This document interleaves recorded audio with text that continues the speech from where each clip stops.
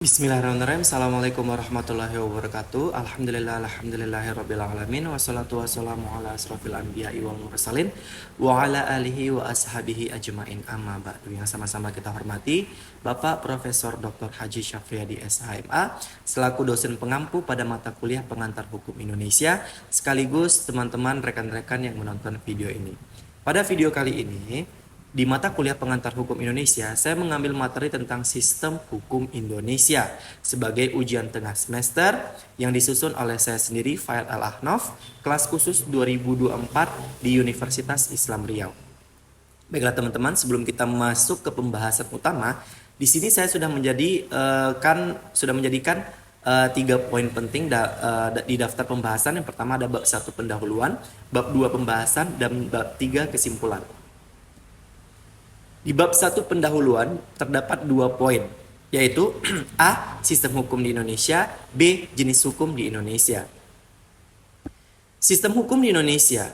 Jadi teman-teman, sistem hukum di Indonesia ini terbagi menjadi 3 sistem, yaitu sistem hukum sivil yang berasal dari negara Eropa, yaitu Belanda, didasarkan oleh hukum Romawi. Yang kedua adalah sistem adat yang bersifat abstrak yang berasal dari turun-temurun sehingga terbentuknya suatu hukum. Yang ketiga yaitu sistem hukum Indonesia, di mana landasan Undang-Undang Dasar 1945 itu berlandaskan oleh hukum Islam. Nah, di sisi lain karena mayoritas negara Indonesia ini orangnya menganut agama Islam.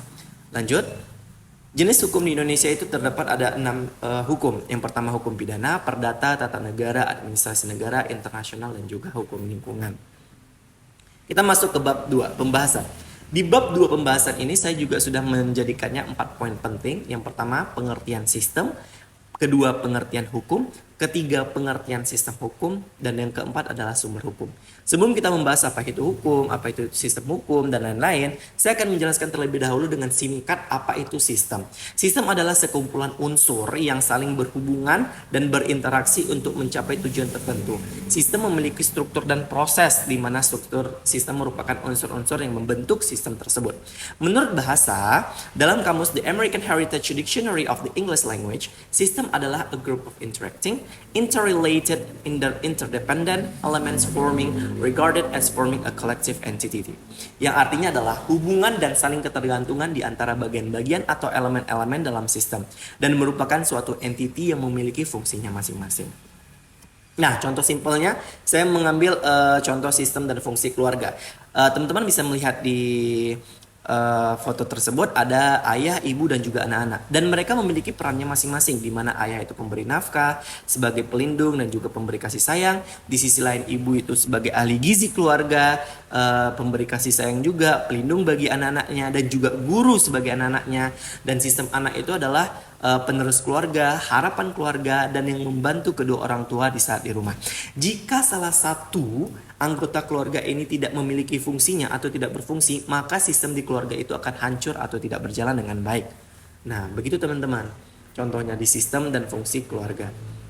Lanjut, B. Pengertian hukum. Hukum adalah kumpulan peraturan yang berisi norma dan sanksi yang bertujuan untuk menjaga ketertiban dan keadilan di suatu wilayah ataupun negara. Menurut bahasa, hukum itu berasal dari bahasa Arab, yaitu al-hukmu yang memiliki arti putusan, tetapan, perintah, kuasa dan hukum. Dalam bahasa Indonesia, hukum diartikan sebagai norma ataupun kaidah.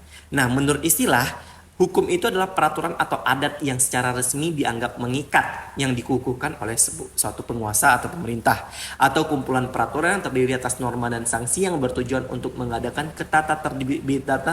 ketatatertiban pergaulan antar manusia di suatu wilayah. Nah, di sini saya sudah mengambil 4 para ahli, yaitu Thomas Hobbes, M.H. Tirta Amit Jaja, Hugo Grotius, dan juga S.M. Amin. Mereka berempat ini sepakat bahwasanya hukum adalah kumpulan peraturan, norma, dan juga sanksi-sanksi jika mereka melanggar hukum tersebut untuk bertujuan untuk mentaati dan mentertibkan suatu kelompok masyarakat. C. Pengertian sistem hukum. Sistem hukum adalah kesatuan dari seluruh peraturan, pranata, dan praktik hukum yang berlaku di suatu negara. Beberapa hal yang termasuk dalam sistem hukum adalah peraturan hukum, asas hukum, pengertian hukum, substansi hukum, struktur hukum, dan kultur hukum. Sistem hukum bersifat terbuka dan dapat saling mempengaruhi. Dalam sistem hukum yang baik, tidak boleh ada pertentangan atau tumpang tindih antara bagian-bagiannya. Contoh sistem hukum di Indonesia yang seperti saya sebutkan di awal, yaitu adalah hukum agama, adat, dan juga hukum tata negara Eropa ataupun negara Belanda yang didasarkan oleh hukum Romawi. Menurut Owen L. Fuller dalam bukunya Principle of Legality atau 7 asas sistem hukum, sistem hukum sistem hukum harus mengandung aturan-aturan, artinya bahwa ia tidak boleh hanya sekedar keputusan-keputusan ad hoc saja. Peraturan-peraturan yang telah dibuat harus diumumkan, tidak boleh ada peraturan yang berlaku surut. Peraturan tersebut harus disusun dalam rumusan yang mudah dimengerti dan dipahami oleh semua orang. Suatu sistem tidak boleh bertentangan antara yang satu dengan yang lainnya. Peraturan tidak boleh mengandung tuntutan yang melebihi apa yang dapat dilakukan. Misalnya sanksinya itu tidak boleh melebihi oleh pelanggaran yang mereka lakukan. Yang terakhir, tidak boleh ada kebiasaan untuk merubah peraturan yang sudah ditetapkan. Nah, lanjut terakhir, sumber-sumber hukum. A Textbook of Jurisprudence oleh G.W. Patton. Dia menyebutkan, the term source of law has many meanings and is frequent cause of error unless we scrutinize carefully the particular meaning given to it in any particular text. Istilah sumber hukum mempunyai banyak arti dan sering menimbulkan kesalahan jika kita tidak mencermati dengan cermat makna khusus yang diberikan kepadanya dalam teks tertentu. Nah, sumber hukum juga terbagi menjadi 3. Terdapat dari sejarah, sosiologi, dan juga filsafat. Nah, di sejarah ini mengandung 2 arti. Arti sumber pengenalan hukum dan juga arti sumber bahwa pembentuk undang-undang memperoleh bahan dalam membentuk undang-undang, termasuk pengertian dari mana tumbuh hukum positif di suatu negara. Sumber hukum dalam arti sosiologis. Sumber hukum adalah faktor yang menentukan isi dari hukum tersebut. Faktor tersebut dapat berupa keadaan ekonomi, politik, pandangan agama, dan kepercayaan, serta faktor psikologis. Sumber hukum dalam arti filsafat juga terbagi menjadi 2 arti. Yang pertama, sebagai sumber isi hukum, aliran hukum kodrat atau hukum alam yang rasionalistis memandang sumber isi hukum adalah kesadaran hukum suatu bangsa.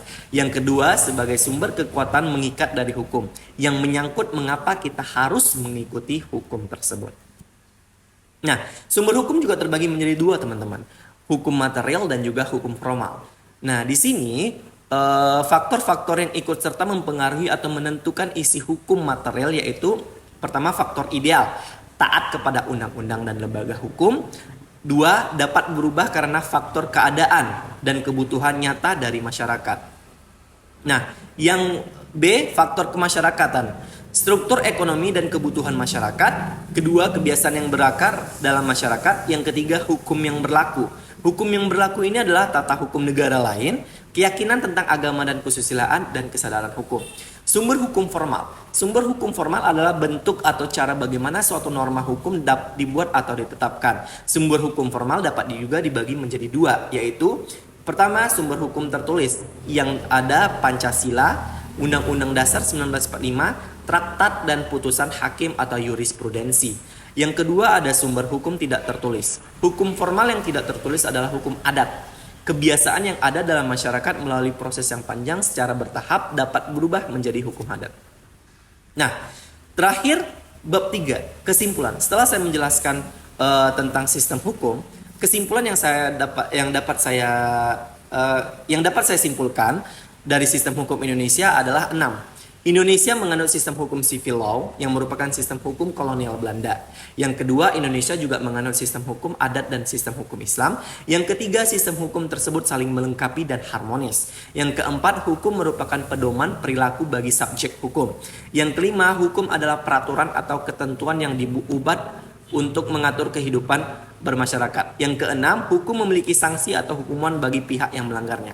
Jadi sistem hukum civil law berasal dari daratan Eropa dan didasarkan pada hukum Romawi.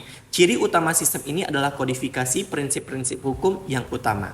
Mungkin sekian dari saya, jika ada lebih dan kurang mohon dimaafkan. Wassalamualaikum warahmatullahi wabarakatuh.